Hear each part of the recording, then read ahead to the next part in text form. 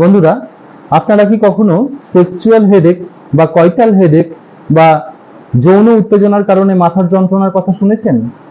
হ্যাঁ, এটা হয়।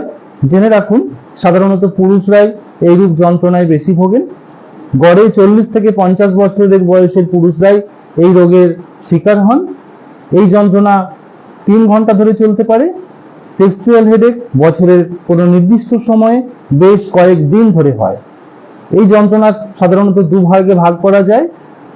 1 নম্বর হচ্ছে সেক্সুয়াল ইন্টারকোর্স করার সময়ে যখন যৌন উত্তেজনা চরমে ওঠে তখন এই যন্ত্রণা শুরু হতে পারে। আর 2 নম্বর হচ্ছে ইন্টারকোর্স করার পর, অর্থাৎ সেক্স করার পর এই যন্ত্রণা শুরু হতে পারে। সেক্সুয়াল হেডেক রোগীদের যদি উচ্চ রক্তচাপ থাকে তাহলে বিটা ব্লকার দিয়ে চিকিৎসা করতে হয়, যেমন প্রোপ্রানোলল, অ্যাটেনোলল, মেটোপ্রোলল, বিসোপ্রোলল এই ধরনের বা এই গোত্রের ওষুধ দিয়ে চিকিৎসা করতে হয়। তবে চিকিৎসা আপনি নিজে নিজে করবেন না, অবশ্যই কোনো অভিজ্ঞ ডাক্তারবাবুর পরামর্শে এই চিকিৎসা নেবেন, তাহলে আপনি ভালো থাকবেন। ধন্যবাদ।